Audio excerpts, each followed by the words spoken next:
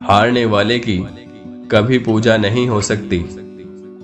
कांच की खान से कभी लोहा नहीं मिल सकता। कर्म और जीवन दुख की श्रृंखला है। संसार में बल ही प्रधान है, जैसे धन बल और जन बल। संसार केवल शक्तिशालियों के लिए है, दुखियों के लिए वैराग्य ही सुख है। मृत्यु तो एक दिन आएगी ही। मरना जीना मनुष्य के जीवन में लगा ही रहता है। पाए बिना किसी वस्तु का त्याग नहीं किया जा सकता।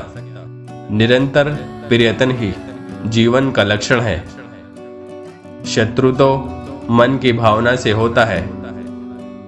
जागती हुई चींटी की शक्ति सोते हुए हाथी से अधिक होती है। कायरता और निरुत्साह वीर पुरुष को शोभा नहीं देते। मनुष्य के शत्रु कौन है, कितने हैं, आज तक कोई नहीं जान सका। हीरे पर धूल जमने से क्या वह हीरा नहीं रहता है। कुलवान नारी के लिए स्वतंत्रता कहाँ होती है, केवल वैश्या स्वतंत्र होती है। इस शरीर के सूक्ष्म गुण हैं मनुष्य के विचार और अनुभव की शक्ति। प्रेम और चुनाव में सब जायज है। कुत्ता उसका जिसके हाथ से टुकड़ा पाए। मनुष्य के देश धर्मों के देश बन गए। बिना सहारे के खड़े होना कितना कठिन है। सचमुच नास्तिक होने के लिए कितना साहस चाहिए होता है।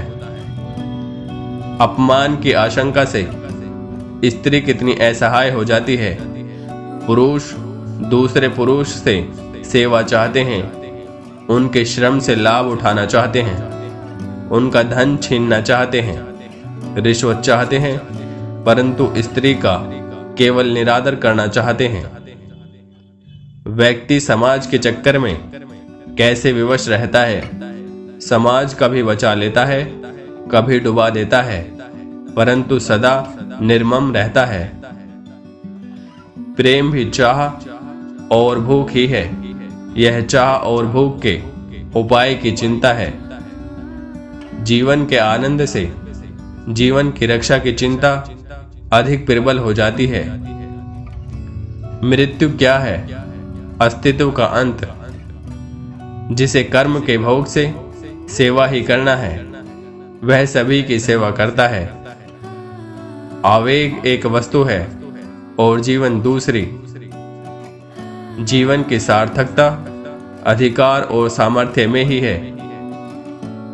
प्रतिज्ञा बदल जाने से प्रतिज्ञा का आधार नहीं रहता। सुख केवल अस्थायी अनुभूति है। न्याय व्यक्ति की इच्छा का अनुसरण नहीं करता। सेवा ग्रहण करना स्वामी का अधिकार है, प्राण को ग्रहण करना नहीं। देवता जीवों को प्राणदान देते हैं, सिर्फ वही इसे ग्रहण भी कर सकते हैं।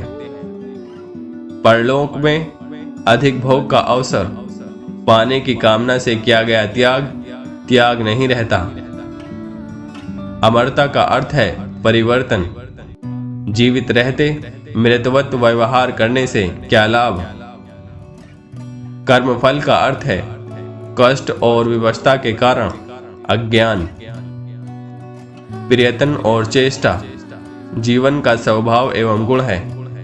जब तक जीवन है, प्रयत्न और चेष्टा रहना स्वाभाविक है।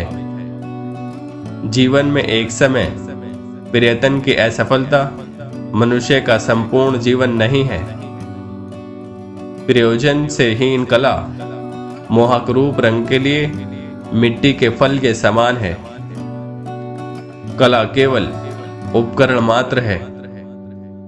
शत्रु के दैव्य स्वीकार कर लेने पर युद्ध का अंत हो जाता है। जीवन का कोई अनुभव स्थायी और चिरंतन नहीं। भय है जीवित रहकर पीड़ा और पराभव सहने में। संघर्ष से विरक्त होकर व्यक्तिगत आत्मरक्षा में संतोष खो जाना आत्महत्या है। जब मुसीबत आती है तो दीवारों के भी कान होते हैं। जल का विशेष उपयोग तिरछा अनुभव होने पर होता है।